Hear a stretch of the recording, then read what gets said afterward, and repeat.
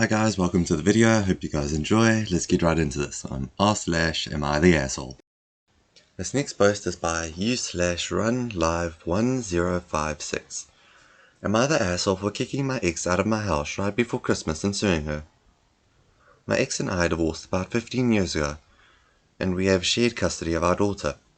In the divorce, she wanted our house, but I fought hard against it, because it had been in my family for 3 generations before I inherited it. In the end, we came to a compromise that was signed by the judge. Basically, she gets to live in the house rent-free until our daughter turns 18, then I get it back. I had to pay the utilities, maintenance, and property tax the entire time. In addition, she can't make any modifications or upgrades to the house without my written permission. She is solely responsible for the costs, and the work has to be done by insurance and legally licensed professionals. I've been sending her move-out notifications for months in anticipation of my daughter's 18th birthday, and recently that came to pass. The day after, I showed up to the house with a contractor, because I wanted some work to be done before I moved back in. At first, she refused to let me in, and so I reminded her that I am legally the owner of the house, according to the divorce agreement signed by the judge. She's no longer allowed to be there, and I'll call the police if she doesn't let me in. She got the point and opened the door. I was surprised. Nothing was packed, and it didn't seem like she was moving at all. We were arguing as we walked through the house and inspected my house. She wanted extra time, and I told her to be out by the end of the week, or I'll have her stuff thrown out. When I walked into the living room, I was shocked into silence. The living room was expanded by the wall being torn down and having the bedroom that was once there merged into it. She turned my 4-bedroom house into a 3-bedroom one. I know I didn't sign off on this, and from the looks of it, the work was probably done by her boyfriend and not a professional. I yelled at her and told her I'm going to sue her for everything she has left. She went crying to our daughter and my family. Now everyone is telling me to give her another month to find a place and not to sue her. My daughter is firmly on her mother's side, thinking I'm the asshole for kicking her out a couple of weeks before Christmas and suing her. This is why I'm here. I think I'm right, and legally I'm right. But my daughter's opinion matters to me. Am I the asshole? Editor answers some common questions. My daughter is a freshman in college, and I rent her an apartment near campus where she lives by herself.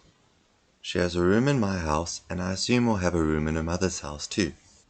My ex fought for the house and had a chance of winning, even though we had shared custody, because I make much more than her. I offered her the compromise, and she took it because her attorney told her it was a good deal, and there's an equal chance I could win, which would leave her without a house. My relationship with my daughter is good. She didn't tell me about the renovations because early on I told her I don't want to talk or hear anything about her mother unless it is something that affects her negatively. My ex was dead to me, and I wanted to spend time with my daughter, building new memories. Editor to answer more questions. My daughter is wonderful, and I couldn't ask for a better daughter. She has a big heart and cares about her mother. I've made it a point to never talk about her mother since the divorce, so I'm sure she doesn't fully understand our situation. I plan to talk to her. I inherited the house during our marriage, and since we were still in the honeymoon phase, I placed her name on the deed. After that, I mortgaged the house twice, once to get a better rate and once for money we needed. All of this led to the attorney advising I compromise. He said there's a real risk of losing the house, so I compromised. Thank you for reading my post. I'll update as the situation progresses if anyone is interested. This next post is by u/purpley5. Am I the asshole for asking my husband to stop waking up early to exercise while on vacation? My husband usually wakes up early so he can work out daily. During our vacation, our son was sleeping in the same bed as us, as he wouldn't sleep otherwise. Every single time my husband gets up to exercise, it would wake our son up, which meant I had to wake up at 5 a.m. too. A lot of the time our son would be in a bad mood from having to wake up early too, so it wasn't ideal. After the 4th day, I asked him to stop waking up early to exercise for the rest of our 2-week vacation.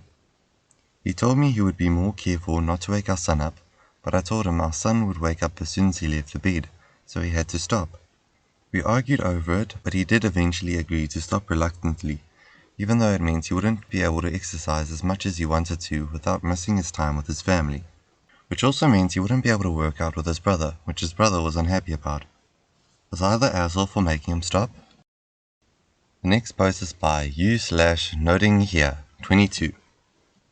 Am I the asshole for not letting my wife's niece get married at my home? On mobile with throwaway, name changed, etc. My wife passed away a few years back, when we were both in our mid-30s. Prior to that, we had purchased a house on several acres in a rural, hilly area. My wife had 2 nieces, Anna and Beth. When Anna got married, she asked if she could have the small ceremony and reception at our property. We said okay, and Anna got married on our front porch with the guests seated in the lawn. A few years go by and my wife passed away suddenly. This was a very dark period that took a long time to pull myself out of. My wife's family and I had always gotten along well enough, but we didn't speak after the funeral, which I don't hold against them. I could have called them to see how they were doing, but it was too painful in the months after my wife's death, and it just felt like a gulf between us in the time since. Recently, I was reached out to by Beth, the youngest of my wife's nieces. She said she was going to be engaged and going to have a wedding at my home, just like Anna. Beth claimed that my wife promised that she could have the wedding on our house during the planning of Anna's wedding, and that Anna had her heart set on this for years. I had a few issues with this. For one, as far as I was aware, this promise was never made, and my wife was not the sort to agree to anything like this without discussing it with me. And another is that it isn't feasible to have the same setup at my house as it was for Anna. Not long after Anna's wedding, my wife and I started a project that removed all the non-native grasses from the lawn and seeded native grasses.